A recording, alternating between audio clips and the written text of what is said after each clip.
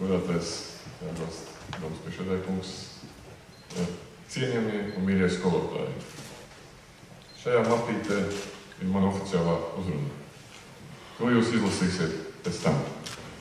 Centīšos jūs uzrunāt ar tiem iespējiem, kādi man ir radušies šī mēneša laikā, kad esmu pasludinājis izglītību par vienu no savas darbības prioritātēm. Ja mēs domājam,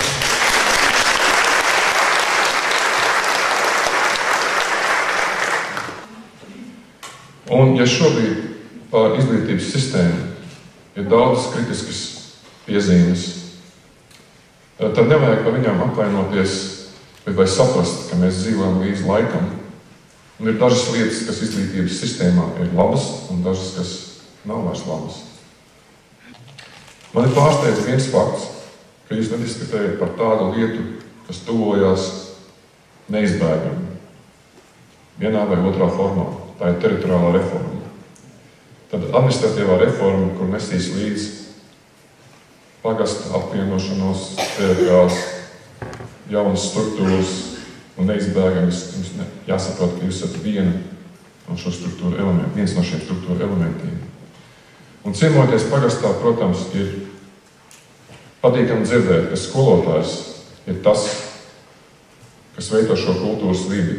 Un skola ir tā, ap kuru pulcējās pagasta cilvēki, kas ir reizē kultūras centrs, maziņš, bet centrs. Bet ir jāiet soli tālāk atbilstoši mūsdienu situācijai, tas centrs pārvietosies. Un jūs esat tieši jūs, es vēlreiz atkārtošu, esat tie, kam šis centrs ir jāpārvieto. Tā, lai būtu labāk skolniekiem, tā, lai būtu labāk jūsu pagasta vai pilsētas iedzīvotājiem. Kā jūs domājat, kas ir iemesls, kāpēc tik daudz jūsu kolēģi izvēlās pamest šo darbu? Šo darbu izvēlās, protams, ļoti daudzi. Bet inflācijai augot un pārējiem straujiem dzīves līmenim, cilvēki izvēlas tomēr prioritāti kaut kādā savādākā veidā meklēt, tātad sev kaut kādas iespējas savu dzīves kvalitāti uzlabot. To prasa sabiedrība. Paši arī tā vēlamies. Katrs tomēr veido savu likteni. Tātad tas atalgojuma jautājums principā ir tas būtiskākais? Es domāju, ka viņi varētu virzīt uz dažādām pusēm, to varētu skatīt, bet tas bija viņa viedoklis. Teiksim, šodien noklausoties valsts prezidenta un Rīvžas kundzes uzrunas, vai jums šķiet, ka kaut kas varētu mainīties uz labu? Cerība vienmēr pastāv, un to, kad aktuāls jautājums, ka prioritāte ir izglītība mums Latvijā, teikšu tā, 50/50. Protams, arī šeit jau dažādās arī runās tas izskanēja, ka, protams, tas ir atalgojums un skolotāja darba zemēs prestižs sabiedrībā.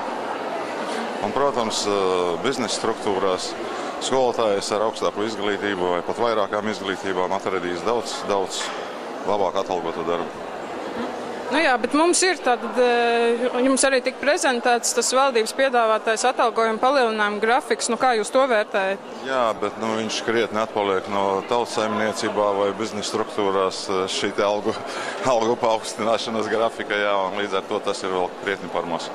Un tā arotbiedrības iecer, ka varētu no 1. janvāra jau būt 60 latu algas pieaugums, vai tas varētu līdzēt? Varbūt uz šo gadu viņš kaut cik varbūt risinātu šo jautājumu. Jā, protams, vajadzētu, kā visur normālās valstīs, kaut kādi atalgojumi palielinās no jaunā gada, no 1. janvāra.